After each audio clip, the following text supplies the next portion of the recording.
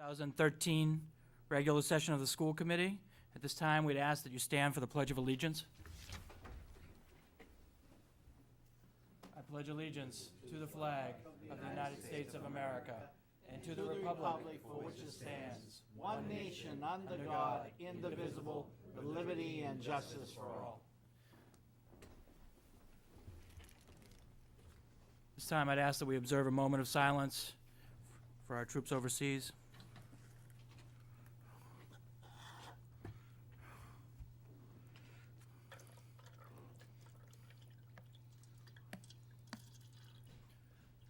Thank you and good evening. Well, this is a day of days, Mr. Vittorioso. You know what? I call this Redemption Day and Freedom Day. This is the day of your freedom, Mr. That's Vittorioso. This is a celebration day for the school committee. We'd like to take a moment to honor two of our school committee members who will be departing us. This is their final meeting. First, we'd like to honor Mr. James Vittorioso. That's me. That's you, after many, many years of service on the school committee. Many years. We'd like you to come up front and receive this small plaque, which doesn't do justice to the amount of time and effort you spent on behalf of the children of Lawrence. You know, you're too gracious. I wouldn't go that far, Mr. V. You're too gracious. What I'll say is you and I didn't always agree, but I always respected the love you had for the children here in Lawrence, so we cannot thank you enough for that. And I want to thank you for those kind words. Will you come forward and receive your plaque, good sir? Yes, thank you. Just go up right on my wall. Could the rest of the school committee come and join Yes, for the of course. photo? Thank you, sir. Says in appreciation for your service and dedication to the children of the Lawrence Public Schools. Plus, there should be another one on here, 1983 to 1985. Oh. I served in two decades. Who can forget that? I We'll will. have it amended. We appreciate the all of you. I want several copies. Make sure you get Absolutely. the The good superintendent side. receiver, forget the others. Thank you, thank you. Great, thank you. Thank you, Mr. Chairman.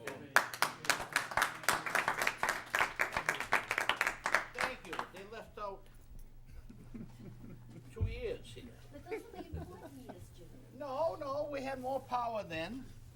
1983 to 1985.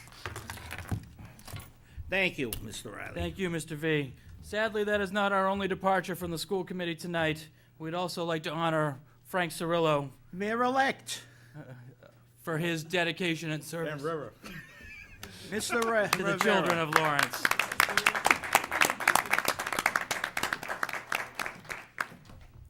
So at this time, we'd ask Mr. Cirillo to come up. Mr. Cirillo has been a tireless advocate, helping everything from the Bruce Gym to being at all the meetings to meeting with parents We all get the the time. mayor-elect in this picture? He's right behind us. We would be honored to have the Mayor-elect Rivera come for the photo as well. No, I would appreciate it, Mr. Mayor. Thank you, I would appreciate it. You will be missed deeply. Oh, I'm not just so sure about that. I see several. We're gonna two retirees together in the middle. Right in there. Make sure you get the mayor-elect. So, and I need 2 rows. If you don't step out a little bit, we can make another row behind there. Just make sure you get Mr. Cirillo. You look great, kid. Not as good as you. Oh, I can see you're a politician. You're a politician, A Mr. couple of Mayor. pictures. Great, thank you. Give me a hug, Mr. Mayor. I know, well, I was listening.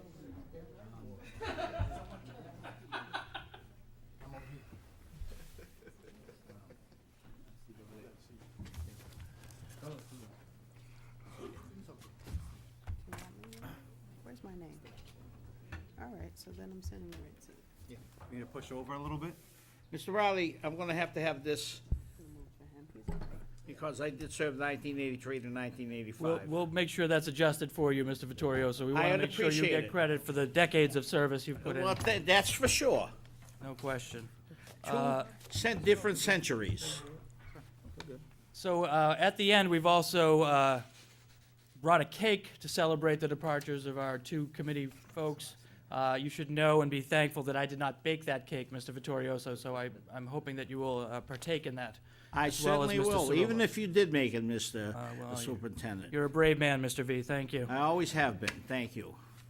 With our departures, we're also excited to welcome new school committee members. I think last month, we had Mr. Rodriguez from District D. Tonight, we're here to welcome Myra Ortiz from District A.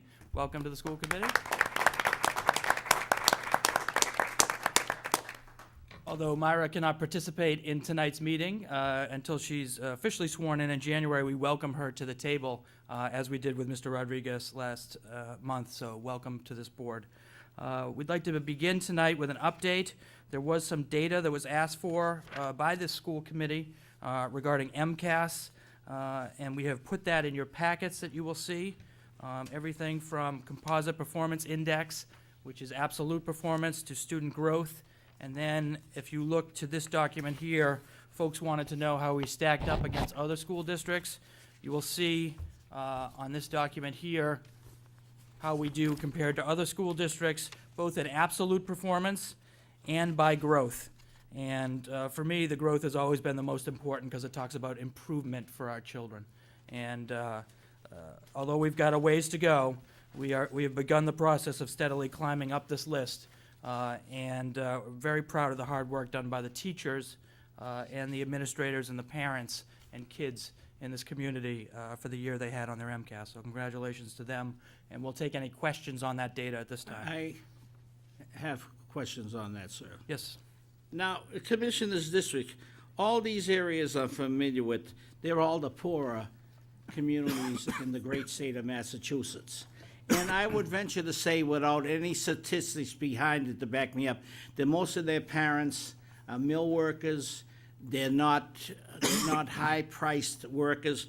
And to me, I had said this before on Deputy, the parents in Lawrence, Lynn, New Bedford, Springfield, all these communities these are the poorest of the poor parents just surviving. And something has to be done by the commissioner to improve education for these parents, which they don't get. I had said before, Mr. Mayor, for you, that the children, most of the children in Lawrence, 60% of them are one parent, and that's the mother, and they don't have the education that the Andover, Methuen, and North Andover have, Mr. Mayor, to qualify so those kids can come up, and it's fallen on deaf ears. Hopefully, when you're the chairman, you can do something about that, Mr. Mayor. Thank you. Well, Mr. V, I'm going to respectfully disagree with some of your comments. I just want to be clear that we think the parents have been a big part of the improvement of what's happened in Lawrence. We recognize we've got a lot of work to do. I think it's much of the fault has been on the school system for not reaching out to parents in the past. Part of the reason why we're going to open the Family Welcome Center is we want to make our parents feel welcome and part of the process. And I think we're going to be able to do that. And I congratulate you on that because, Mr. Superintendent, that has not been done on the many years prior to you coming. The parents, in my opinion, here have been ignored. And most of them, as I had said before, come from one family, and that's the mother. And unfortunately, the mother is not as versed educationally as she should be for reasons that I don't know. Thank you. Okay, well, I'm not sure I agree with that statement, but you're welcome to your opinion, certainly. Other questions from the group? On the Family Welcome Center, do we have a date on that yet? Well, I think We're gonna, I think part of it is tied up into the working group we've asked to be led by Mr. Payano and Mr. Cirillo regarding the lease and next steps on that. Obviously, with a transition in mayor, there may be new ideas about how that goes. But what I would say is we have a center that is open. It is not completely finished yet, and we're not sure if, in fact, we will be in this building in the future, so it bears watching. Did you want to speak to that, either of you guys? No, I had a question about the MCAS. Yeah. I think one of the things that we discussed, I think it's really hard for folks to understand, was just the difference between SGP and CPI. So if you could just explain that again for anyone that happens to be watching. and then just discuss, because in one point, like when it comes to the math, we're ranked 1 when it comes to SGP, but CPI, we're a little bit on the lower side, at least from those numbers that you That's gave us. correct. So CPI should be viewed as absolute performance. Each kid, when they take an MCAS score, gets a certain number of points depending on what band they score in. If they're proficient or advanced, they get 100 points. If they're in needs improvement high, that's 230 to 238, they'll get 75 points. If they're in needs improvement low, that's 220 to 228, they'll get 50 points. If they're in failing high or warning high, they'll get 25 points. And if they're in warning or failing low, they'll get 0 points. And so what happens across the district is they add all those numbers up and divide by the number of kids and gives you the district absolute performance. So it's how we compare ourselves to a set or fixed standard. So that's absolute performance. Growth is different. Growth is about measuring how much improvement a student has from one year to the next compared to a like cohort of his or her peers. So growth in many ways tells you how much a child is learning from year to year. The state considers good growth to be 40 to 50, mid-50s, and anything above that is considered strong growth. You will see Lawrence, when you look at the growth score, SGP in English Language Arts was 47 this year, which was better than many surrounding communities. And in mathematics, of all the gateway cities, we had the highest growth of any gateway city in Massachusetts. So what it means is our kids are improving at a rapid rate. Let me be clear. We had a long way to go. We still have a long way to go. But the signal that we are growing and improving at a faster rate than many other communities is obviously a positive one for us. And Mr. Riley, would you say that we are moving towards sort of the goals that we set a few years ago when it came to the turnaround plan when it comes to CPI? I think we're absolutely moving forward. I think we met our goals that we were trying to do. We were trying to double the amount of schools that had over 50 SGP in math and English. We actually almost tripled the amount of schools this year. And our next milepost is 2 years from now. And we're hoping to hit all of our targets. We recognize this is not an easy process, but we've been pretty proud of the work of the teachers in the field and the principals as well. Pat? Yeah, Superintendent, I just want to ask you a few questions about the CPI. Okay. I noticed that we have to close the gap between 2011 to 2017. I'd be interested in seeing, let me back up. Do the schools have specific targets they need to meet come this cycle in 2014? So the schools will be given specific targets to meet. Part of the problem, however, and which makes this slightly frustrating, is the timing of the move away from the MCAS and towards this new PARC assessment. As some of you know, we're adopting something in this state called Common Core. Us and many other states have signed up to do this common standards, and we're all going to take the same test. And so they're changing the kind of the targets on us. And so what that's going to mean is that this old system is going to be going away. And so when you talk about 2017-18, it's not going to be the same system. We're going to have to all learn a new set of tools. We're going to get this new assessment that our kids are going to have to take, and we're going to have to kind of, in some ways, start anew. So is It's it, frustrating for me personally, but I mean, I recognize why it's being and done. I think I'm wearing my principal hat right Yeah. now, as far as the targets for the upcoming MCAS. So is it difficult to pinpoint a target for the schools, or? No, I mean, I think you'll still see the state. The state has targets that they'll still set, and we as well will set targets internally for our schools. However, principals this year are being asked to pilot this PARC assessment. And so already this year, some students across this Commonwealth won't be taking the MCAS and instead will be taking the PARC assessment. So it's going to start throwing the data So it's off. gonna- You all right. see what I'm saying? So we're entering into a time of transition, one that I think we're actually poised to do well on, but it is going to be a time of transition going forward. And no hurry for this, I'd be interested to see what the targets are for the different schools, because I tried to do some of the calculations, and then I realized we didn't have the 2011 scores on our sheet. So to try to have the difference between what the CPI was and 100, it wasn't coming out. Yeah, we can certainly get you that information. And remember, in the last few years, they've moved away from CPI towards this PPI metric, and they're changing.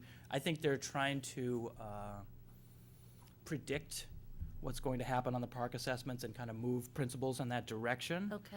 But again, it is not going to be as clean as it has been for the last 10 or 15 years, which is in some ways unfortunate. In other ways, it's an exciting opportunity to do something new.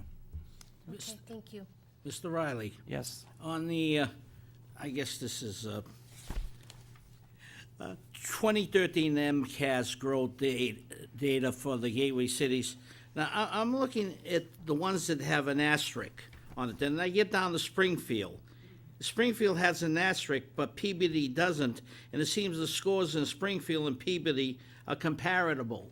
And sir, what does it mean, Commissioner's District? Does it mean that something has a fondness for that? That terminology yes, confuses me. Yeah, the commissioner's districts are just districts that the commissioner has identified that he has some concerns about. Could be for any variety of reasons. And so he's kind of adopted those districts. Clearly, Lawrence is one of those districts to receive different professional development opportunities or different oversight from the department in different ways. Now, down at the bottom, you have Springfield at 40.5, Vittorioso? 13. Then you got Peabody. Peabody doesn't have the asterisk. Mr. Vittorioso, you're actually looking at growth. I'm looking at growth. Look at the page before, which is absolute scores. All right, then, for you, Jimmy the Younger, my question is, why does Springfield have the asterisk and Peabody doesn't? Because if you look at the overall composite on the previous page, if you look at the bottom of the list, 90% of those schools have asterisks on them. So that's why, because those are the lower performing school districts that the commissioner is keeping an eye on. You know what I don't understand? Massachusetts, of all the 50 states, has the highest functioning students, but also got the lowest functioning students, and you throw them in together, it's like a mixed mosh. You have the highest, and then you have the lowest, and we're still the best in the United States. To me, I just don't understand it. Unless they're throwing out a magic wand, and then whatever the magic wand lands on the dust, they're better than the other students. But God bless the commissioner for all these things here. I just don't understand what he's doing. Thank you. Thank you, Mr. V. Other questions from the group? The park assessment, when will it be fully implemented, not just in our school, but statewide, so we can compare the data for every So city there's and town? going to be, well, this is a great question. There's going to be kind of a tryout period this year in certain grades throughout the Commonwealth. We are told that in the coming year, not this coming year, but in the future year, districts will have the opportunity to opt in to take it early or to keep doing the MCAS because they want to kind of create a baseline. But I will tell you, there's been a lot of pressure from districts saying we may not have the technology capacity to do the park assessments because it's no longer a pencil and paper test, but rather a test you take on the computer.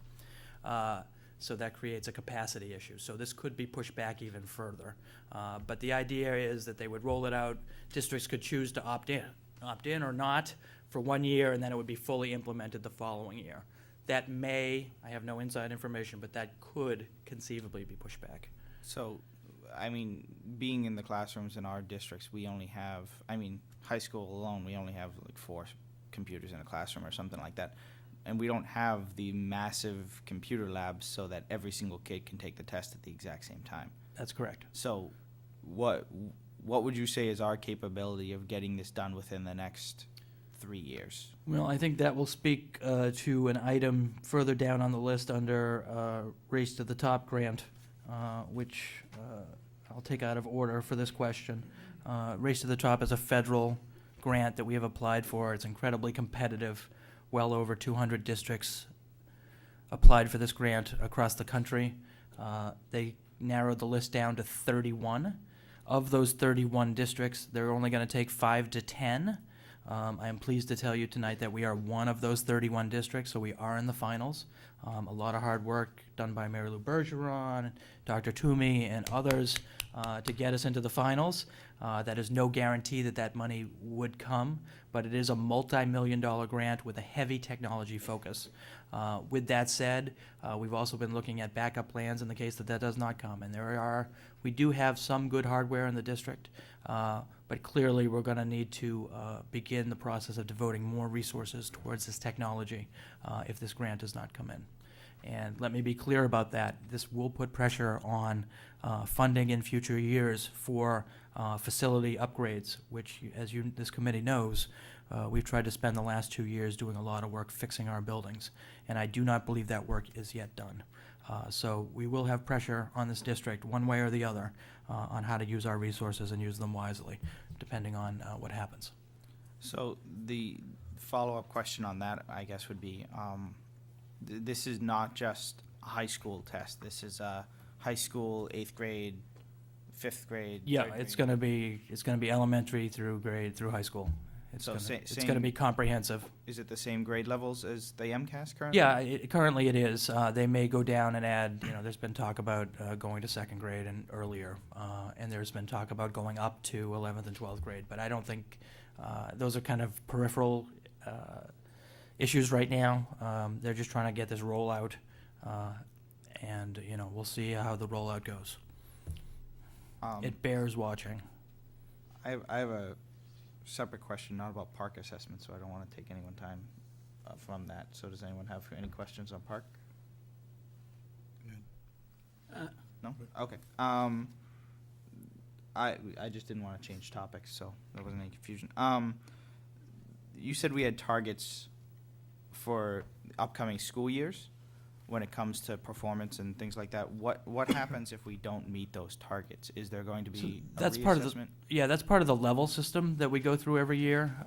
Different schools will be assigned targets, and if they hit those levels, they may move up a level, or if they don't, they may move down a level. If they, in some cases, which happens quite frequently, you might hit many of your targets but still not move up a level because you missed a special education subgroup or an ELL subgroup or what have you. So there's a fairly complicated system in place for how they do that.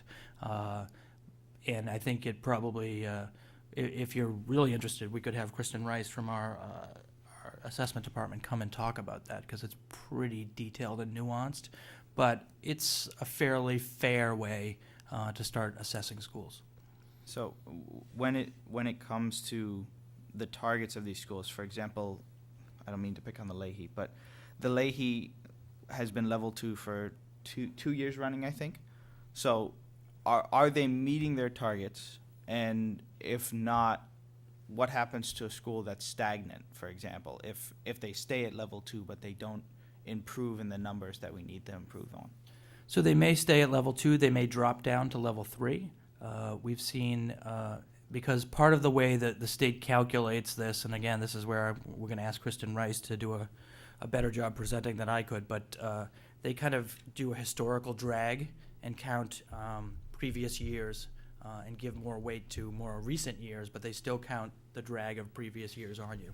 So, for instance, a school like Unlucky Potential at the Leonard, Maine didn't go to level 1 this year. I don't think they said it had enough data or whatever, but they also were probably in the drag from what happened at the level 4 school before that. So we believe a school like that will go to level 1, but it may take a couple of years before that happens. Thank you. Mr. Riley, Yes, Mr. Vittorioso.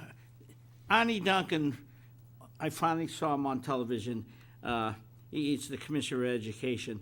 He claims that the math scores and the science scores are going down in the United States. And he also pointed out that Massachusetts, New Hampshire, and Vermont have some of the highest test scores in the United States. And he left out the other 3 New England states. Now, if Mr. Duncan is saying this, and all the countries that he claimed are above the United States in math and science, they happen to be China, South Korea, Taiwan, and all that. My only question to Mr. Duncan, I wish I could debate him, why is that? And I know the answer. We have many different cultures in the United States. Chinese have just Chinese. So I think what he was trying to do is sugarcoat the fact that American students are not doing well in math and science. That's what I got from Mr. Duncan, who was on television, an impressive speaker, by the way, very impressive. Is there a question? I'm not exactly. Yeah, the question is, why did he claim that Massachusetts, New Hampshire, and Vermont, their students are way above average and the other students aren't?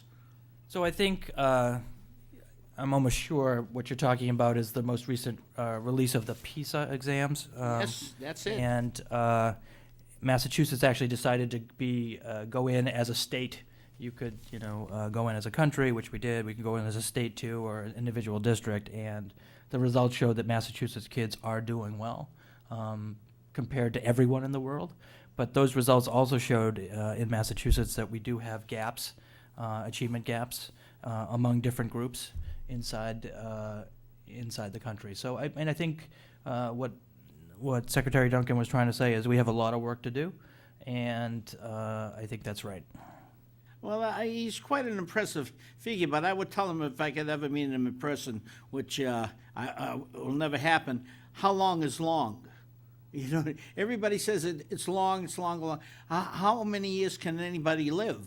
Well, give me a time frame. No one can give me a time frame. We're working. God bless you. You're working.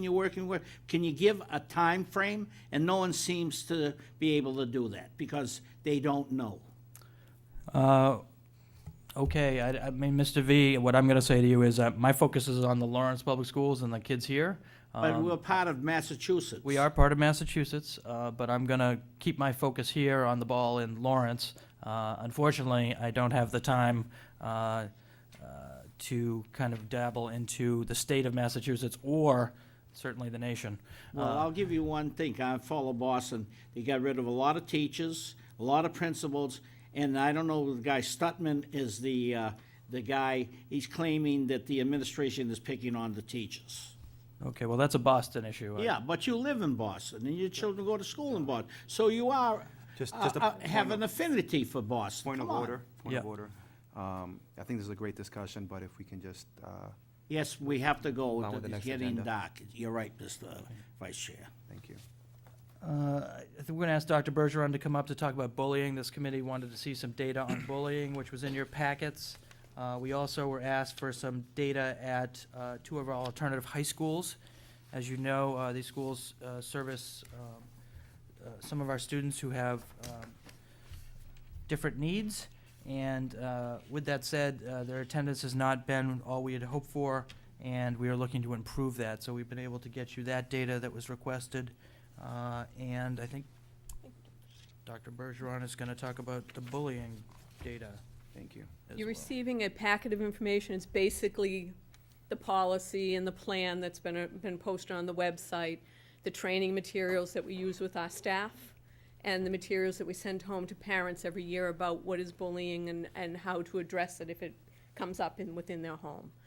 So we wanted to just do something general tonight. You have a lot of detailed information. If you have questions about that, we'll be glad to answer that. In terms of our bullying prevention in the Lawrence Public Schools, we know that the act around relative to bullying in schools was enacted in May of 2010, but it was December of 2010 when districts had to create their prevention plan and have it ready to implement. So we, in Lawrence Public Schools, created our bullying prevention intervention Thank you. plan in consultation with teachers, administrators, nurses, counselors, parents, the police department, some students, and some community representatives that are dealing with those issues in their agencies. So they work together to put together our plan. We had one of the first plans in the state actually approved when we submitted ours that December of 2010. As we've gone through, the plan is our blueprint, so it tells us exactly how we're going to address and with the steps that need to be taken if a complaint comes forward, how it needs to be investigated, what the outcomes have to be and how they have to be communicated.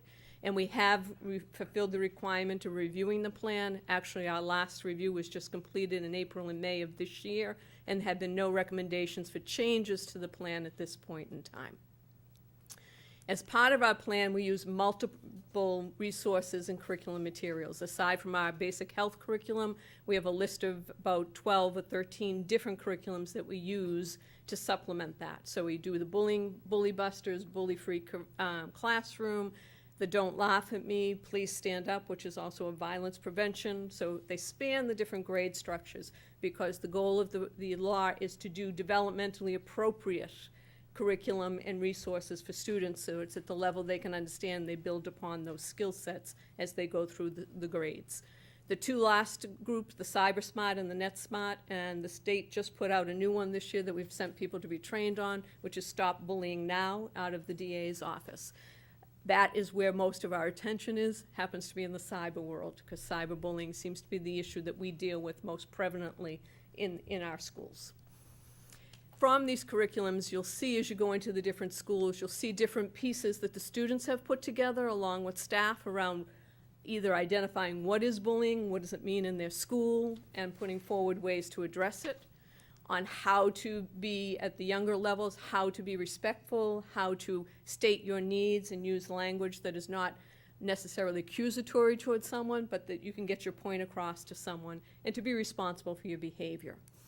We also put in things like, how do we identify if I am being a bully? What are the things that I might be doing that would make people think that I am trying to bully them or bothering them or threatening them? They also talk about how to stop it. What do you do? How do you address it if you are a victim and you feel like you're being bothered by people and being bullied or harassed? And then they talk about what are the steps in terms of how to problem solve and how to do conflict resolution, because all of those things go hand in hand for students to be able to address issues as they arise. As part of our plan, you'll see if you went by the high school this week, there's a big Lance Out Bullying sign that goes across the bridge, and the students at the high school have really taken an active role and developed many PSAs around bullying, so that they are very actively involved in the initiatives at the high school level to make sure that things are not happening within their school settings. Our data, we have two sets of data for you. The first one is around disciplinary actions that are taken early on for issues such as making threats or making threatening gestures, or starting to bother a variety of different people, not one particular person, that usually would be related to someone who might eventually become a bully. So we track that data to monitor and see how students are progressing and how many incidents we're seeing annually as a way to prevent the issue from becoming actual bullying. So during the first year that the law was enacted, 2010-11, we had 969 incidents that were either bullying, threatening, harassing types of behavior. That's the full school year, and we broke it out by grade level. You can see how it kind of falls out. The following year, after the law was enacted, we saw an increase. Not uncommon. When you start drawing attention and people in the community are aware, you tend to get more reports of that, and people are much more aware of those issues. Again, heavy at the lower and middle, high school a little heavier than it was the year before. Then in 2012-13, after we had been implementing some of our curriculums, we saw a decrease. So we dropped significantly that year. We dropped by almost 30%. With most of our issues still being middle school, which is the grade structure where we're struggling more with the kids kind of coming into their own and maybe doing things that they're not really thinking about. This year so far, for the first 3.5 months of school, we have about 138 disciplinary actions related to those issues. And again, they're kind of spread across. We're seeing a lot more with our little ones. So a lot of training and a lot of work is being done with those students around how to express themselves appropriately, how not to then take it into your own hands, but how to get a support and assistance when you need it. So that's our discipline type of data. When it comes to the actual bullying investigations and reports, which are the ones that come into school saying, listen, this is happening, we need you to investigate this, our numbers are much lower. So in the first year, it's actually only January to I'm sorry, June. Dr. Bergeron, what was that slide again? That slide, the first slide you just saw was No, this one you're talking about this again? one right now is on the reports and the investigations part of bullying. So when a complaint is actually formally made about bullying. So in 2010 and 11, really the period is only the January to June, because that's when the new plans went into place and we had the requirement for investigations. We had 21 formal complaints come in.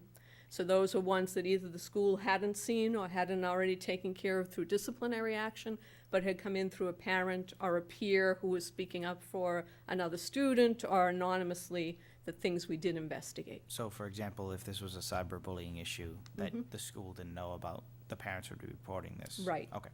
Or it could have been, student has been being bothered, nobody ever saw it happen, and now they've come forward, or a parent came in and said, hey, this has been going on, and we have to investigate it. And this is the area where sees just a majority of the issues happen over the internet, Oh, yeah. often not on school grounds, but spill back into the school. Right. And we encourage parents to reach out to us. Absolutely. The following year, it was a full year, we had 31 investigations completed. In 12-13, we had 28. And so far this year, we have had 10 investigations. So it averages about 3 or 4% of the overall disciplinary actions actually end up going to a potential full investigation because of a complaint being brought forward. Of these incidents, more than 60% of those are internet-related behavior.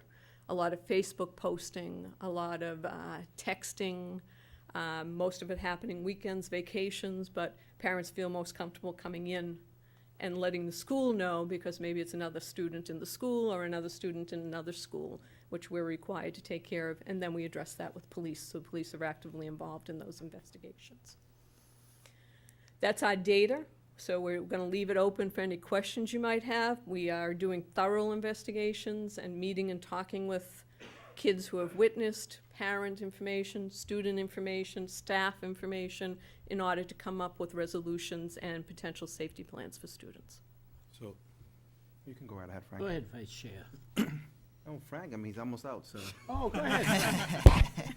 so when you investigate a situation, potential bully situation, and there is actually enough evidence to support the claim, what happens then For the victim, for both the victim Okay.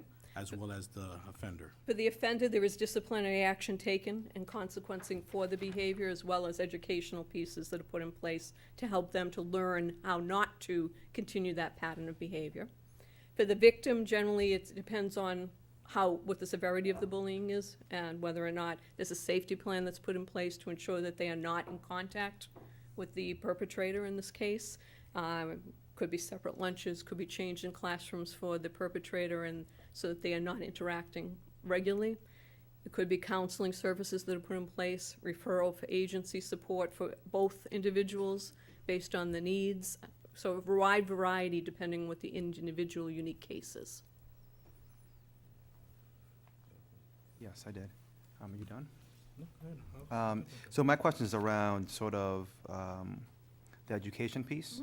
So, like, how exactly are we engaging students when it comes to this? Teaching them about, I know you mentioned it a little bit, but I just want to know a little bit more about that. And also, how are we encouraging parents to come forward? I'm interested in sort of what we're doing to create sort of that type of safe environment, welcoming environment where someone will feel comfortable to report it, whether it's a parent or a student. Okay. Around the curriculum is done in a variety of ways.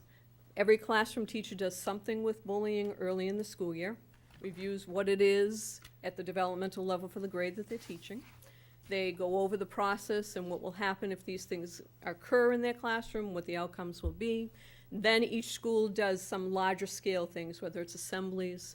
They bring in people to do presentations. We've had the National Children's Theater in and done a whole play around bullying for all the kids at the elementary level. Different schools do different things around that scale, where they do assemblies around bullying. It's one of those things you can't just do it at the beginning of the year. They have to be quick refreshers throughout the course of the school year to keep that current with students. So most schools, if they have an incident where it seems to be a large-scale issue or multiple students are involved, they'll do another refresher kind of lesson and activity and large-scale assembly to address it. Throughout the course of the year, different parts of the themes around bullying are addressed, like understanding the other person's feelings and why saying something like that may be bothering them or harassing them, helping students to be able to express and bring forward their concerns to a caring adult. All of those types of things are happening throughout the course of the year. And then in the health curriculum, they also address the things around personal responsibility, owning your own behavior, making wise decisions. Those things are all part of the health curriculum throughout the course of the year.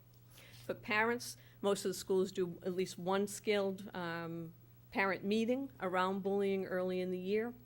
Many of them have offered the Cyber Smarts or the Net Smarts, particularly around the social media, because that seems to be where many of the parents are feeling that they're not as comfortable understanding what's happening and how to get their children to understand the consequences of posting information on the internet.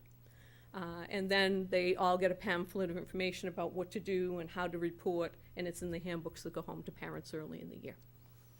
Are these lessons or talks with parents, are they both done in English and in Spanish? Yes, And also everything the we do. forms as well? Okay. Mhm. Yes, Mr. Riley, I know you weren't here, but I was assaulted 3 times in the Lawrence Public Schools. After a dance at the Oliver Junior High, I had my nose broken, and I was assaulted 2 other times. I take this very seriously. I think students should be held accountable. When I was assaulted and had my nose broken at the Oliver after a dance, it was a Spanish kid, the Spanish Latino gang. I talked to the Spanish kid who was a good friend of mine and went to Central Catholic. He says, we know who it is, but we can't tell. I said, that's fine. I stood out of school a month and a half with a broken nose. The other 2 times I was assaulted in school by girls. Girls are tougher, trying to break up a fight. They assaulted me. My point is, you got to get rid of some of these ruffians. I don't say take them out of school. Make a special school. We got special schools here. You know, you talk. Sometimes talking is not the answer. Remediation is punishment. And like my mother said when I had my nose broken, Jim, she done you a favor. You look better. I said, it wasn't. It was a kid from the Spanish gang. But it was a joke, and I was assaulted 3 times, and I take this issue very seriously. I think the school system itself is not as prudent and hard on the offender as it should be. No, you can't get rid of the students, but they should be a special school. Prior to Dr. Bergeron and you coming here, we used to have the reformatory system, which was right down from my house, but we don't have that anymore. But there are some kids that are tough, and I worry not about the kids, but the kids who are afraid and the kids that are getting abused. I talk to students and they tell me some stories that I wouldn't mention here because you can't believe what I hear. It's not as safe as you think it is in some of these schools. And the reason I bring this up is because safety is the most important issue. If a student does not feel safe in school, he or she is not going to perform well. But I've been involved 3 times in it. I had my nose broken.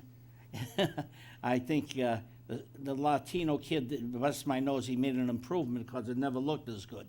But I think we do have a serious problem, and you can put all these things in, but remediation does not work for some students. Yes, they are guaranteed an education, but they should be a special place. Mr. Payano is going to disagree with me. Go ahead, Mr. Vice Chair. No, I don't completely disagree with you. We got a grunt. Thank you. You got what my I- vote for senator. What I would say is I think there's a lot of concern with parents when it comes to this, especially sometimes parents find out years after it happened. So I think we need to do some work, not just with the offenders, but also with the students themselves. Before this meeting started, we were talking that some discussion, some type of training needs to happen with students, and I'm glad that we're doing some of it. And I think if I don't know what type of meetings happen with all the principals, but I think it should be told to them that this could be something that we could focus on a little bit more. When it comes to the students, I think Mr. Mariano was talking about that, but also I know that when I've taught, this is spring, summertime, when I talk to principals and some teachers about bullying specifically, everybody had somewhat of a different definition of what bullying was. Some of them was strict, almost to the code, and others were like, oh, well, you know, if what I would call bullying, if this and this was happening, but it wasn't happening a lot, then it's not really bullying, you just gotta let it happen. And I don't know how uniform the understanding is both on the staff level when it comes to this issue. So I think it's just something that we definitely need more work on, but I'm happy to see that there's been some improvement going on. Because I remember, especially in middle school, being in middle school and seeing it happen a lot, and I think that's where it happens That's the the most. most. Yeah, As well as educating the parents on what are the steps correct. that need to be taken. This is the step one. This is where we go. Educate them, walk them through the process, have somebody they could contact and help them go through the process. Because I know of a case that where the kid was being bullied at school, and they led all the way to the house. The police was called, and it was, well, that's the safety officer from the school, the police from take care of the school. Parents need to also learn, be educated on the process, step by step, and kept them informed as well, where each step is at. That way they have better understanding of the process. They are actually glad that somebody in the school is keeping up with it as well, and that their child is safe at school. So that's a big piece. I mean, when this is good, great step. And like Pavel said, is a start, something we need to move forward more aggressively on, with all the cases of bullying throughout the country and kids taking their lives over it, or is something that we need to make better. And just to add on, I know there's other stuff on the agenda to cover, but I think if you could use us as well when it comes to this, I think that would be very important. Because I think I've seen cases where because of bullying, maybe not happened then and there, but years afterwards, young kids commit suicide because of something that happened, or even their entire job experience has changed. And when you get down to it, is because something happened in 8th grade, 9th grade, 10th grade. And if there's any way that the school department and us can help with that, I think, not to speak for everybody here, but I think we'd be on board with that. Sure. Mr. Payano, that could be our next road show, right? There we go. I There like you it. go. I'll watch from the sidelines. There you go. Mary Lou, I really like the brochure for parents that you have included in the packet. The only thing I'm concerned about, again, thinking, it might be an awful lot of information to present at once. If there was any way to, simplify it and just pick out the key points. And I just think it's too much. We understand that. There is a requirement in the law of what has to be sent to parents, and our Okay. brochure is a little easier to read, actually, than what the state model document came out, but we understand that it's a lot of information at once. I think if we did, school committee moving forward next year, if they do this the way we did the turnaround plan and PowerPoints from school to school, it'll be, it can work. We could present this, you guys can present this brochure moving forward. Yeah, I think something like that needs explanation in a group. Absolutely. You and I have had conversations on bullying, especially when it comes to specific students and their situations. When we get into this situation of it continues to happen, so our plans, we follow through with them, and we do whatever we can on our side of it. When it continues to happen, especially at home, over the internet, over the cell phone, is there any contingency for us to do something else? Is there anything other than getting the police involved? Because that's what we have done. If it's a continuation thing that's happening outside of school, and it may not always be our students that are involved, the police are the only ones that can really follow that up and be able to do the full investigation of who's the perpetrator and where it's actually coming from. So the police get involved and the DA's office gets involved to see if it should be brought forward as a court action. And how often does that happen? Does it get to that extent? That's the We other question. probably have 6 to 8 per year where the police are actively involved because of the internet complications of where all the messaging is coming from and who may be the originator of the actual bullying incidents. Thank you. How well are the safety officers trained in identifying bullying cases? Because they're the frontline people. They get training every year on all the bullying, what to watch for, what are the signs and traits. We've used for our staff the ABCs of bullying, which is put out by the federal government. It's actually an online course that they can take and refresh regularly so that they understand what are the symptoms, what are you looking for, how do you differentiate it from, just a little, maybe two friends fooling around versus actually someone bothering someone that is thinking it's unwelcomed. So they've been trained and they get it annually. Okay. When it comes to physical violence, there's the chronic and then there's like the sporadic, just a fight happens or something like that. When it comes to the chronic, where a kid is assaulted once a week, once a month, once whatever, just continuous by the same person at that same kid or a group of kids at that same kid, how often does it get caught, and how often does it just happen like off school grounds? For example, they're walking home, and what do we do to try to prevent something like that from happening? If it's happening on school grounds, it's very rare that it's not caught. Walking home from school is different. We have had parents that come in and have talked to us about that they're being harassed after school or on the way home from school. We've worked out arrangements with the parent relative to safe transit back and forth from school, whether it means we hold their child for a delay or give them a 5-minute head start before school's released so that they can safely transit back and forth to school. So all kinds of different scenarios are put in place for that. If it's a chronic thing, then we often advise parents that the charges should be pressed because it's above and beyond us to be able to handle the criminal activity of the bullying. And how easy is it for a student, especially with a chronic case of violence or just continuous bullying that's been reported, how easy would it be for a child to essentially move from a school? So where Transferred students based on safety needs in the past. and is that a common remedy, or is that an extreme case? Usually an extreme case. We don't see that kind of chronicity pattern happening. Usually, once you've addressed it and you've put a safety plan, everybody's on alert that people are watching closely. You don't tend to see it happening in a repeated pattern. Now, there may be things that are happening outside that aren't reported back to us, which means we can't do much about it if you don't know that it's continuing. So that's the piece we try and constantly say to students and to parents. If it continues, you need to let us know because we can't do the next step if we don't know what's happening. Thank you. What happens to the repeat offender? He's repeating, he gets suspended, he gets detention, but he keeps. He's likely brought forward for a hearing and potential 45-day placement or some change in placement that might be necessary for safety. Okay.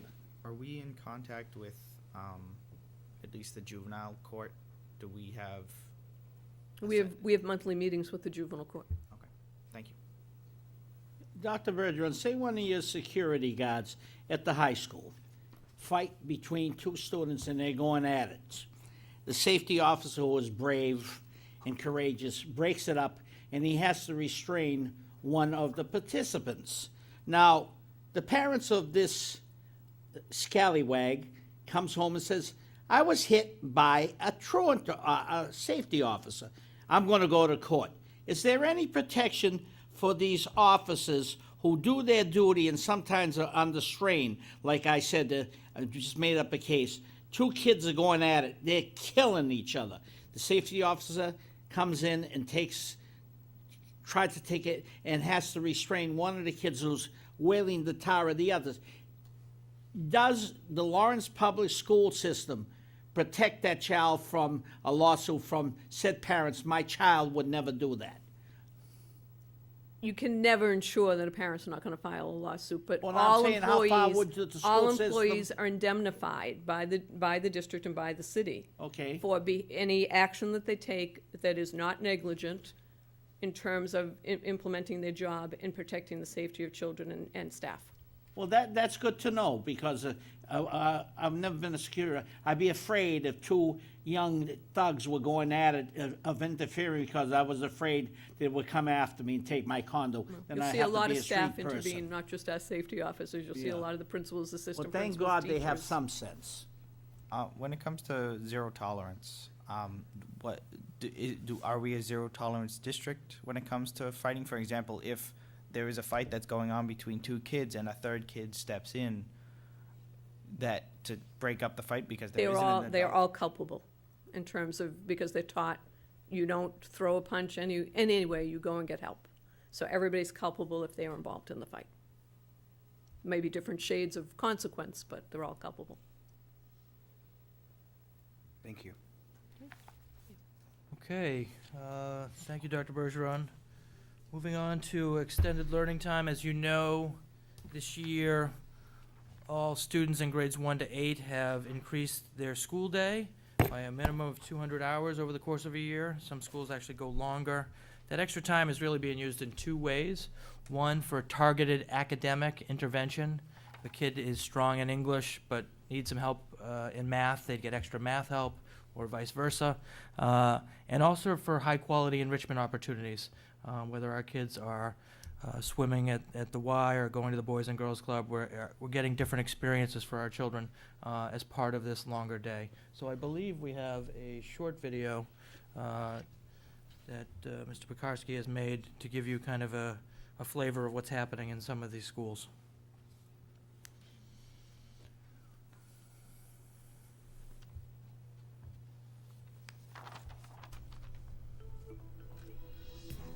Lori Butterfield, the principal of the Gilman Elementary School. I'm Cheryl Corrigan, the assistant principal. So on Fridays, from 12:30 to 3, school-wide, our students participate in enrichment. Some of the activities they're participating in are sports-related, some are arts-related, some are more academic-based, and we are utilizing community partners to come in and teach our students. And what that allows us to do is have our teachers free for those 2.5 hours, and we're able to engage in professional development and collaborative planning. So while our students are participating in enrichment, there's a lot of learning going on here. It's really worked out great for us. Alongside Boys and Girls Club, we have community group, we have the Merrimack Valley Music School, we have Beyond Soccer, Canal Street Boxing. We use our specialists as well, so we have dance, chorus, and art. We applied for a 21st Century grant. The money was allocated statewide for schools that were adding a significant amount of time to their school year, so we added more than 300 hours. What other skills are your students learning by participating in these programs? A lot of social skills. We have a lot of classes that have objectives, and the partnerships created proposals that would enhance their social skills, character building. What are some of the other skills that your students are learning from this? So there's a real emphasis on leadership and social skill development. So that across the board is something that we're seeing. What response have you seen from the kids or noticed in their behavior changes or parents mentioning something about the program? I think the students are really excited and really motivated about it. It's at the end of the week, so they work really hard during the week to get there on a Friday. We recently had an exhibition for parents, and we invited the families to come in because it was at the end of our 8-week session. So we had a huge turnout, and parents were able to sit in and look at the work the students have done and watch their children interact with people outside our school, which was nice. You're expecting to continue this all year and hope to grow the program, I'm sure? Yeah, we're definitely hoping to do this all year and the year after. Now that this program is up and it's running well, and by all accounts, it seems really successful. Yeah, we're here at the Boys and Girls Club of Lawrence, and my name is Marcus Fischer. I'm the executive director of the Boys and Girls Club. We're offering throughout the school year enrichment activities to the kids from the Gilmet School, and it's about 300 kids every Friday early afternoon. And it's really a great, exciting program for us and a great collaboration with the public school system. Wide variety of activities, including educational activities, sports and recreation activities, enrichment activities that most of these kids would not have an opportunity otherwise to participate in. And how did the collaboration take place? The public school system and Jeff Riley reached out to us, and we put together a proposal for him that was meeting the needs of the kids from the Gilmet School. So were there certain guidelines that you had to structure the activities around? Well, certainly everything is focused on and helping kids focus in school and succeed in school. So all of our activities are geared towards that.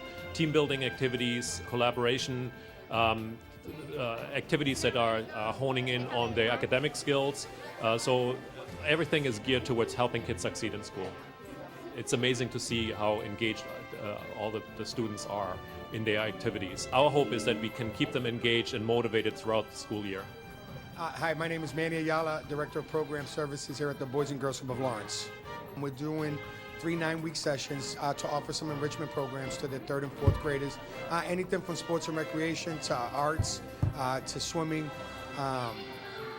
team building activities, health and wellness activities, just a variety of activities giving kids different opportunities than what the schools can offer. Karate, we have partnership with other community agencies that come down here and work with us. So yeah, they have a great offering. And how did you plan to deal with this many students in the middle of the afternoon? Well, we set this up months ago. The staff at the club really came together. We worked well. We worked hand in hand with the Gilmet staff also to put these activities together to offer what we think we do best. What we didn't think we did too well, we partnered up with other agencies. But it's been months in the making. We worked on it all summer long, and we love where it's going so far.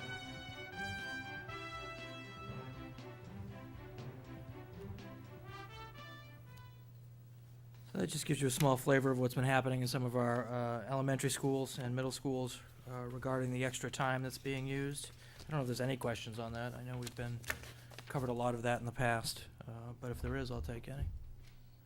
Okay. High school headmaster. Before we bring Mr. Qualters up, can we quickly go back to the attendance for HLC Sure. Phoenix? Just so I can get an accurate view on this, what are the populations of each school? So is Phoenix a bigger or smaller school in comparison to the HLC? So currently, Phoenix is a smaller school. Its capacity right now is, I believe, about 125, but is scheduled to grow to 250 in the coming years. HLC is at about, I was going to say 200, but 175, yeah. So they're fairly comparable in size. Different kids go for different reasons. High School Learning Center oftentimes has some older students who are far away in credits. Phoenix may have teen moms or may have kids that weren't being successful at the traditional high school. I mean, there's a variety of reasons why kids would get to one of the school or the other, but obviously the attendance has not been exactly what we've been hoping for, and we need to work on that. And we've partnered with different social service agencies, the courts, social workers and the like to try to improve the attendance there. The question I have for Phoenix, the capacity of the school currently, you said it will go to 250. Is the plan to continue the growth on that school? Yeah, I think what we've said all along is we're going to assess the functioning of the program, and that assessment will be done starting in January, and we're going to look to see if we should increase, when we should increase, et cetera, et cetera. But the plan is to grow it to a larger number, but we try not to do anything unless we're sure that we're doing a fantastic job and are ready to move on to a larger number. Thank you. Thank you. What kind Okay. of support systems are in place for those kids that are chronically late or are chronically absent in either school? What support systems? I mean, there's a kind of a comprehensive support system that we've put in place that includes, as I said earlier, the courts, the social service agencies, probation officers in some cases, grandparents in some cases where you have teen mothers. I mean, it's just, we've tried to kind of build a network to try to really make sure that we're tracking kids on an individual basis because these are smaller numbers of kids. We really, sometimes with more needs, we want to make sure that we personalize the services they get. But as you see, I mean, this is, many of these children, particularly at the Phoenix, as you know, were dropped out of school and have not been to school. And so we are re-engaging them in the process. And this is not easy work, but it is important work. And it is ongoing. Okay. This time I'd like to call up Mr. Qualter from the audience.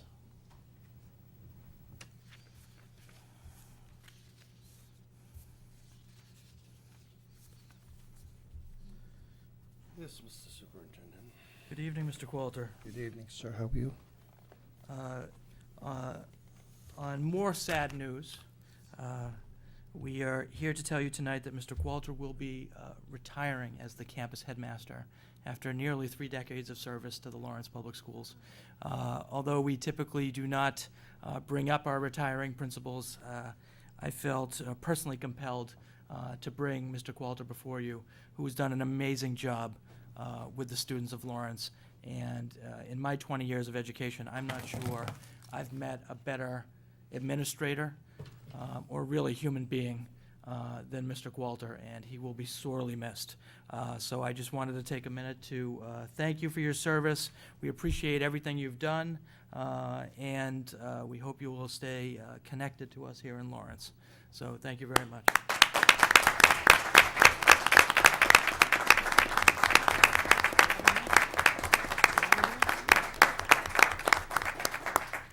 I don't Thank you, know if Mr. folks- Superintendent. Folks would like to ask any questions or say any thoughts to Mr. Qualter. I know some of you actually had Mr. Qualter as an administrator. Got a few of your grandparents, too. When's official retirement? That's up to the superintendent, I think, James. 2019. He'll be transitioning, at the end of December, and we'll be talking about the new acting headmaster in a minute, but I wanted to see if anyone from the group had any comments or questions for Mr. Qualter. No questions. I think, Mr. Qualtis, you'll be very missed. I mean, I was at the high school maybe like 10 years ago, and you were... More than 10 years. More than 10 years, yeah, okay, thank you. I'm trying to stay young here. You're too over me. I haven't hit 10 years yet. No, but on the serious note, I think you were an amazing individual at the high school. And, I mean, not just keeping order, but students had so much love, myself was including, towards you, and I think you've done an amazing job at Lawrence High School right now. And you'll definitely be missed. And I just want to thank you so much for your service and all the hard work that you put in. I think teaching is one of those things that people don't do it for the money. People do it because they really like serving the students. And I'm so glad and grateful that you've done that. Thank you, sir. Thank you very much, Mr. Payano. I really appreciate it. Although we'll save the formal celebration for his retirement party, I also wanted to call out his wife and son who are in the audience today. Thank you for allowing Michael to be with us for so many years. His wife, as you know, is a principal in Lawrence. Mike, Thank you, sir. Mike, before you go. I was going to say speech, but I don't think he Well, wants he that. can give a speech after I finish. I worked with Mike as a colleague, and Mike was always someone that I could go to as a principal, as a new principal, and ask questions. And it was always good to know that Mike was there for us newbies coming up the ranks. So, Mike, I wish you the very, very, very best, and I want to thank you for everything you've done for the high school and for the children of Lawrence. Thank you so much. Thank you, Patricia. I couldn't have done it without my family, my wife Beth, my 3 children, Michael, Mark, Matt, for their support, and also the great individuals that I worked with along the way, from the superintendent down to every other staff member that I've worked with over the course of the years, but more importantly, to the students and families of the city of Lawrence. The privilege for working alongside with them. I really appreciate it. Thank you, Mike. Thank you.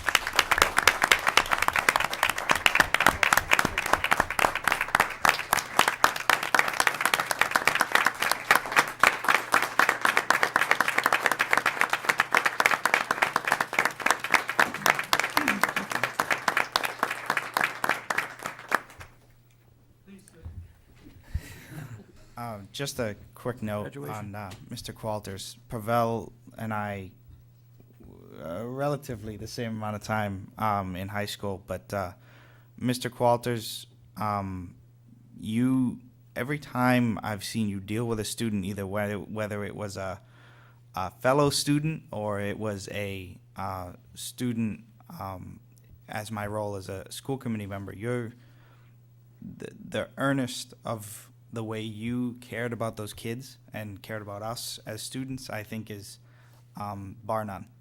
And you can really tell what kind of person you are when you're getting this kind of praise from this many people. I think it speaks volumes. And you're welcome to stay for cake. With that said, we had to make some decisions.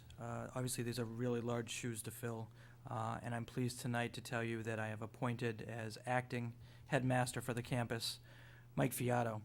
Mike is a Lawrence resident, graduate of Lawrence High, and has been the principal of HLD for several years, one of our highest performing schools in the district, and we'd like to ask him to come up and speak to you briefly. Mr. Fiato.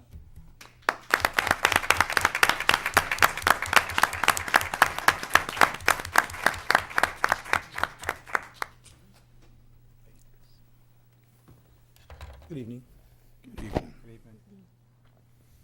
So I guess we'd start to see if the group had any questions about Mr. Fiato. I know some of you probably know Mr. Fiato as well.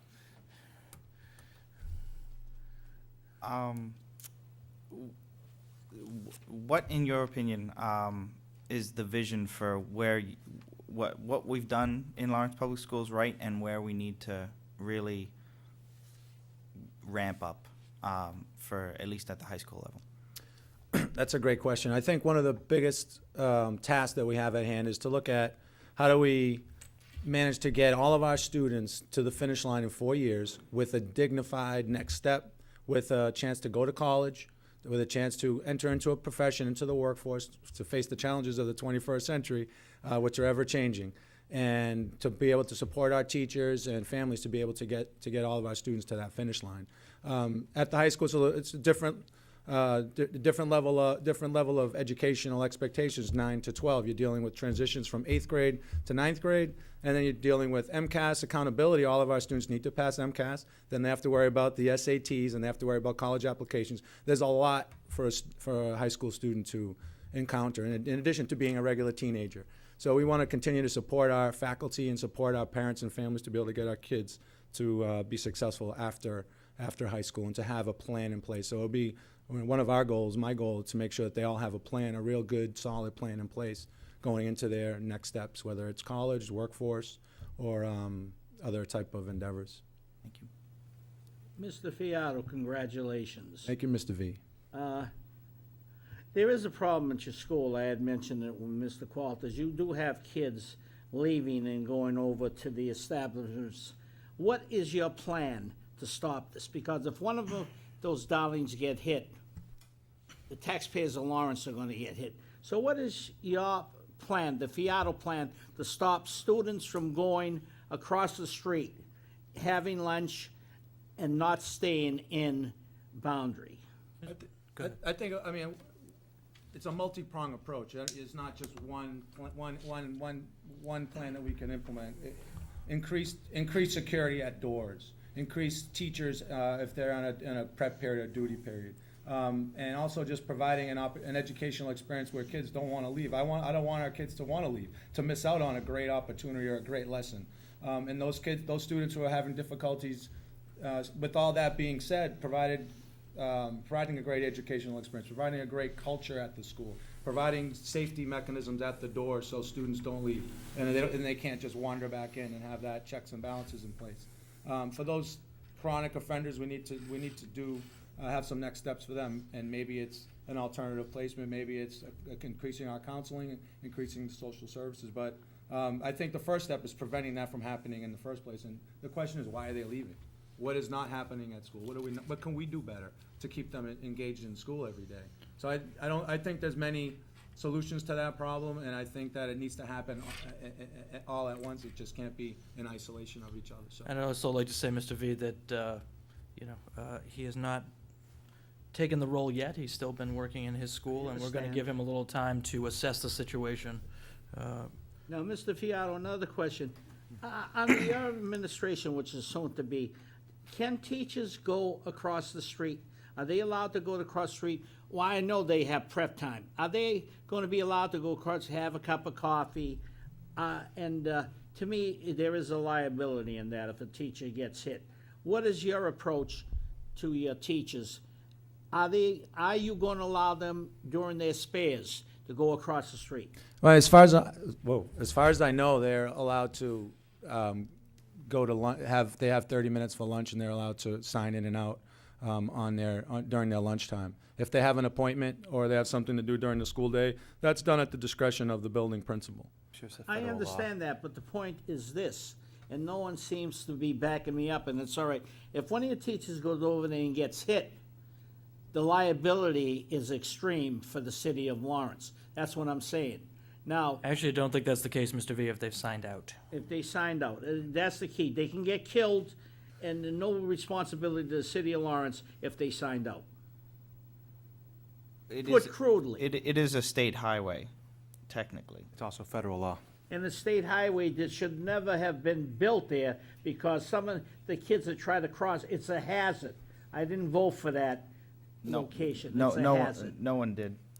Well, no one was on the committee other than me at that time. Just a question. I have a comment and a question for Mr. Fiato. First, congratulations. I think you've done an amazing job with HLD, and I think I was really grateful and sort of proud of the work that you were doing with Mr. Qualtez to get SAT prep classes throughout the entire schools. I think at the first 3 months there was 3 schools, and by the end of the year, maybe all the schools will be having SAT prep. And on that note, I think there are some really interesting initiatives that you were doing at HLD, sort of what we were working on with the internships, that I think could be, that the students across, the campus could use. And I'm just wondering, sort of, are there any necessarily goals, are there any initiatives that you're thinking about right now, perhaps are not set down in stone, that you think that the entire campus might benefit, or something extra that you think that you would want to work on in your next few years? I have a lot of things I'd like to work on, and a lot of great things. There are a lot of great things actually happening that we need to share. And I think that if you talk to any one of the principals and their faculty, they can share with you a lot of the great things that are happening. I think what's important now is let's look at what are the great things that are happening. Let's duplicate them. Let's replicate them campus-wide so that all students have access to whether it's an internship or whether it's a special class that we can offer to other students across the campus. So I think it's first is the fact-finding mission. What are the great things that are happening out there? Share those with the school committee. Share them with the community. Let's continue to do that. And then whatever gaps we have, let's increase those so that and close those so that students are able to have access and opportunities across the board. So I think I could talk about a few things, but in particular, one of the things is the SAT prep classes that we're able to offer for all students, and increase that. And some of the after-school activities, I'd like to do a better job at keeping kids engaged. If they're not in a sport, what are they going to be doing? We'd like to keep them in school. I think it's a great place to be, and a lot of students do stay after school to do homework help and things like that. But we could offer a greater range of activities, and we could explore that more deeply in the upcoming months. How's your brother doing? He's doing great. The better Fiato. Oh, boy. All right, Mr. Fiato, thank you so much for coming tonight, and welcome. Thank you.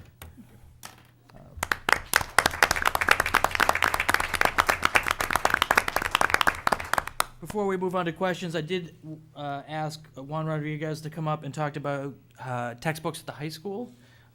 This is, as you know, a process whereby when we first came here under receivership, we've noticed that many of our textbooks are out of date, or we're lacking numbers, and we are in the process of adopting new curriculums as part of the PARC assessments, as well as shoring up our textbook supply. So I've asked Juan Rodriguez to come and speak briefly to you about it and see if you had any questions. Thank you, Superintendent. The Superintendent did ask me to come just talk a little bit about our curriculum review cycle. Part of the things that we read about in the report of 2011 prior to Mr. Riley being appointed up here was our curriculum was a little bit disjointed, kind of like jigsawed together at the high school level. So some of the things that we've done over the past 2 years, we've done a major adoption in mathematics. So this past summer, we purchased new text materials for Algebra 1, Geometry, Algebra 2, and Pre-Calculus. We have all new teaching materials for those math classes. We purchased a textbook for every student on campus in those classes. Past couple of years, we have bought a sizable number of literature books for English classes. Again, focus on English and math. This year we were able to purchased about $50,000 worth of just literature books for students, 3 titles for each grade level. So every kid on campus has the selected titles that we adopted this year that go with our new curriculum maps across campus. And again, it's trying to change it from like being a jigsaw puzzle to be kind of a coherent curriculum across campus for all kids, so that whether they're in PFA or HLD or BMF, that they're reading the same materials in 9th grade, whether it's in English, mathematics. So, we've invested heavily this past year. In science, focus has been on biology, chemistry, and physics. And in history, we're using the History Alive program, TCI, World History US 1 and US 2. So, this past year, the major focus has been on English and mathematics. This upcoming summer, we'll be looking very heavily at our history curriculum and also at our science curriculum as well.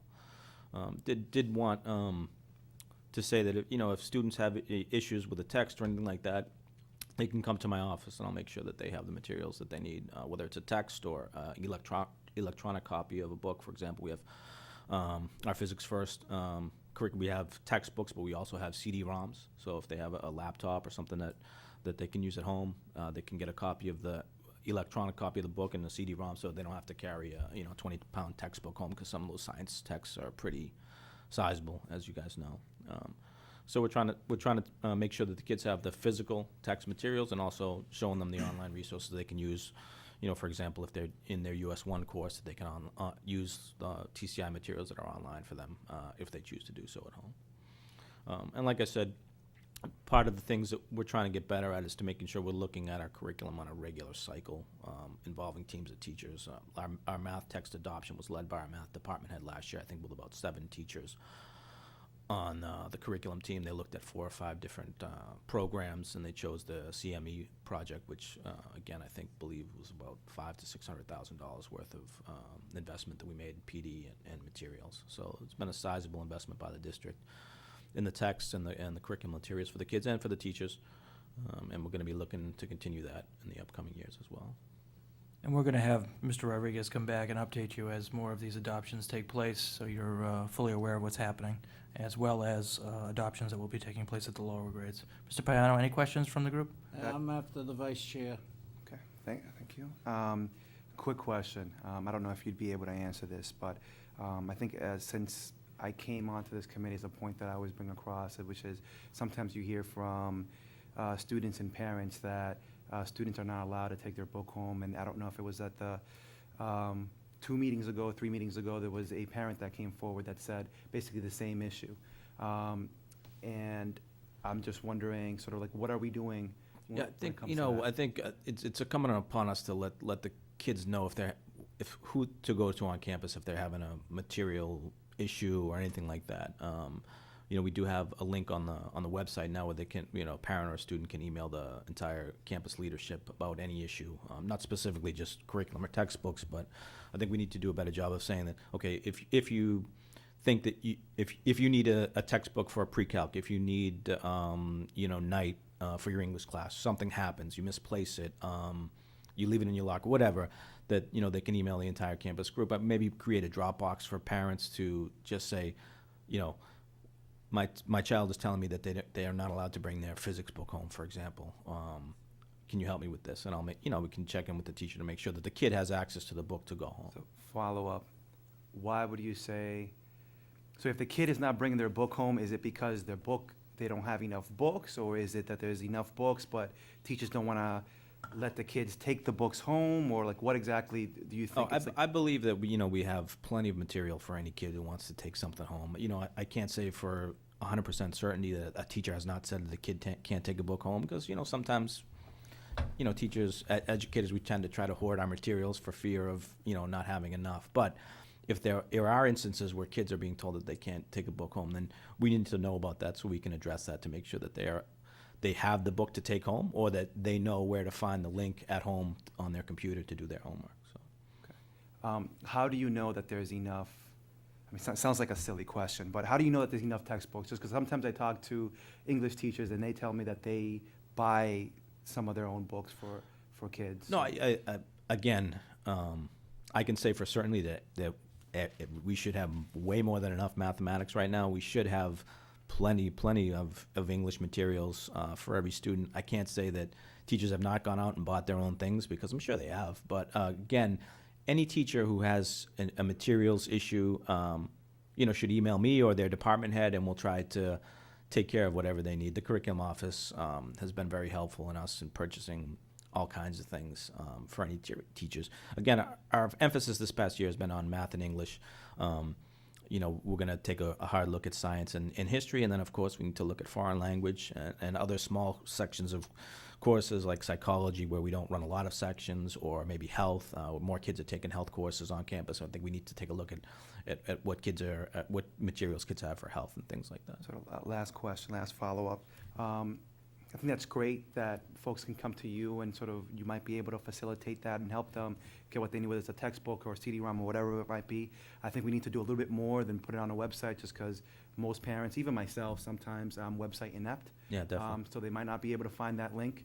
So I think if you could, I don't know what, but if you could do some type of outreach, or just let people know, students know, that they can come to you if they're having issues with textbooks. Absolutely. I agree. We need to find a better way to let the parents know who to ask and the kids to know, because the high school kids are very good at advocating for themselves, who to go to and who to ask for. Because, most of the new adoptions come from the district, from the superintendent's office, from the assistant superintendent's office.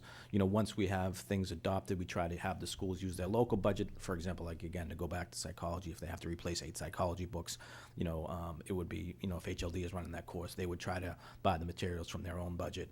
But the new things, the major adoptions, the superintendent's office has helped us very heavily this past year on those. Well, once you figure out what it is that we're going to be doing to sort of, put out that outreach and let people know, let us know. Yeah, absolutely. Okay. Yes, Mr. Rodriguez. How much, if a child, book loss, I know when I was in school, before many of you people were born here, we had to pay for the books that we lost. Now, is that policy in effect in Lawrence, that if you lose a book, it's your responsibility? I know they don't pay the $30, $40 per book.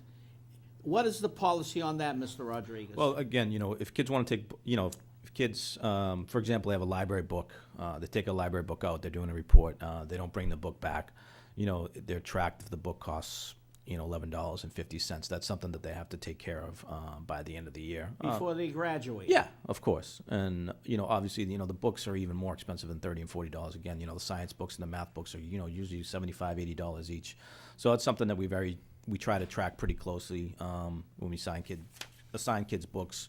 We, have tracking sheets of, the ID number of the book and which student it was given to. And then, the teachers obviously collect those, the last week of school.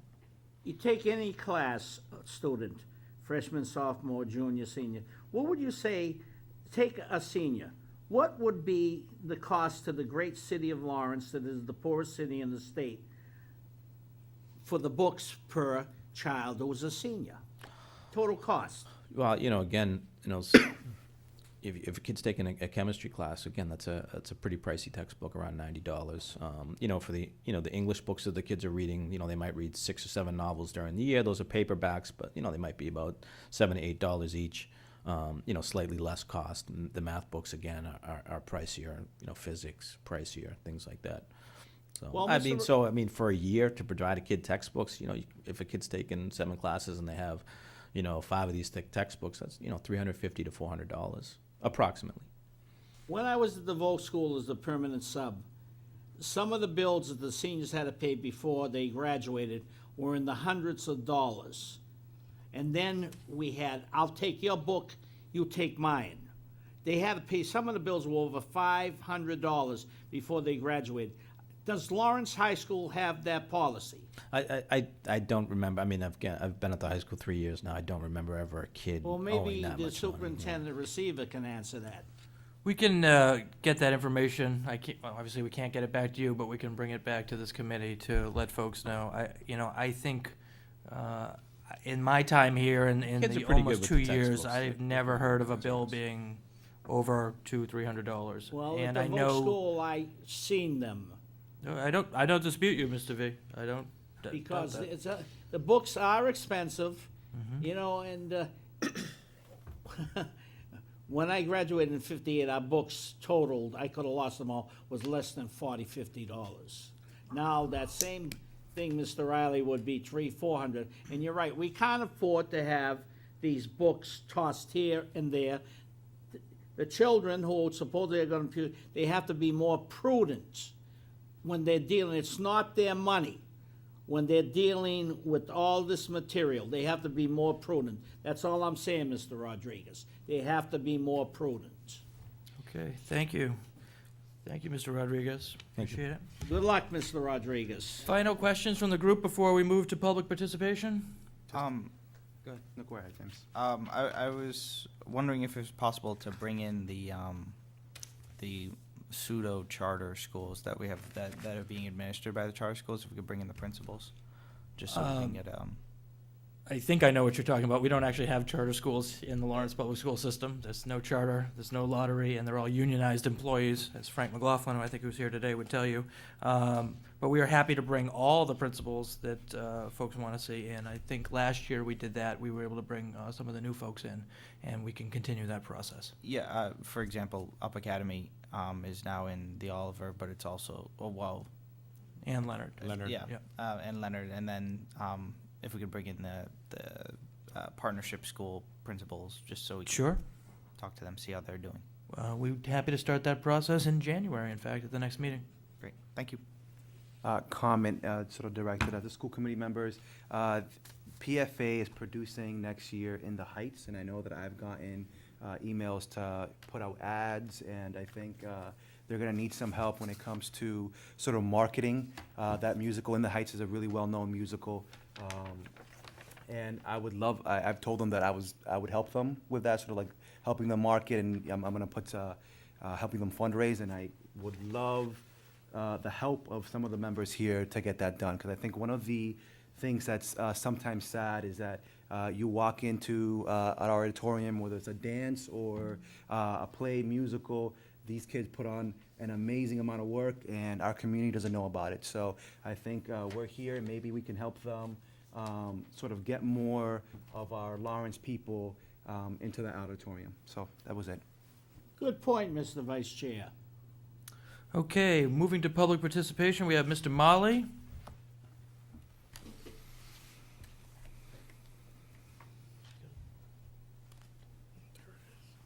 Good evening, honorable members.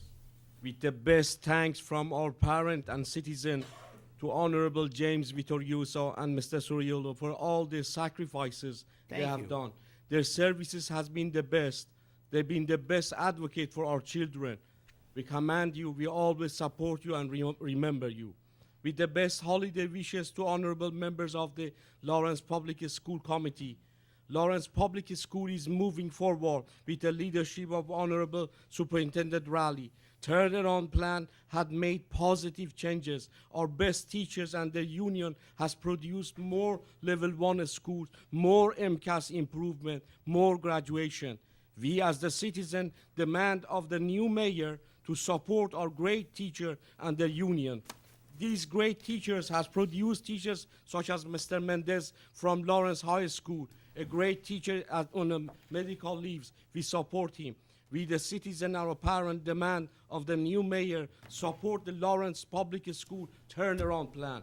In the last meeting of 2013, we send you our best wishes to our teachers and also the people to feed our children they call lunch ladies across public schools. With the best holiday wishes to the Honorable Superintendent Raleigh and our greatest teachers and their union. Thank you. Thank you, Mr. Molly. Don't think I can read this next name. Is it Mr. Vittorioso? Yeah, thank you. You have to fix this for me. We'll get it fixed for you, Mr. V. Thank you I very promise. Served in 2 different centuries. I don't think there's too many people that have done that. We're hoping to get you for 3, Mr. V. That's for sure. Good evening, my friends. This will be the last time I shall be addressing you. Don't applaud now. I'll be embarrassed. When you get out, just cheer. He's gone. Congratulations to Mr. Fiato on being the new principal. I do like the kid. I know his brother Jimmy. I think he's a great guy. Michael may not think so, but I think he's a great guy. I want to thank all the people who's given me the honor of serving. I served on 6 school committees, and this is one of the outstanding ones. Why are they outstanding? They had no power, but yet they served diligently. If there was a Medal of Honor, you only get that in the service. I give you the Medal of Courage. I want to wish you all a happy holiday. The administration, which sometimes I did not get along with, I wonder why. But best of luck to them, and I hope they make tons of money. Feliz Navidad, Prospero Año Nuevo, Merry Christmas, Happy New Year's. Thank you, and good luck to you, Mr. Fiato. Thank you, Mr. Vittorioso. Denise Peralt. 1984, 85. Get that fixed for you. I want to personally deliver it to you. You're more than welcome. I'll chill a beer. Thank you. Say hello to your wonderful kids, and don't forget they deserve a lot of credit. You got it. Hello, good evening, everybody. Nice to see everyone. As you know, I'm on the Greater Lawrence Technical School Committee, and I've been trying for 2.5 years to get the school committee on the cable television. And there has been, I brought the open meeting law to, yeah. Mali. I'm sorry, I'm really bad at his name. When I read the open meeting law, it stated that anybody can videotape the meeting, and so this person, Jay, has been coming for, what, 6 months or a year, something like that, yeah. So I would like to request that Jay, be able to give whoever's in charge of the LPS-TV. He has a USB that he uses to videotape the Greater Lawrence Tech School Committee. And as you know, Lawrence, it's for Lawrence community, and there's over 70 to 80% students that attend that school from Lawrence. So that is my request, that it be put on cable television on the education channel. And it's twice a month. And Jay is already doing it at no charge, videotaping the meeting.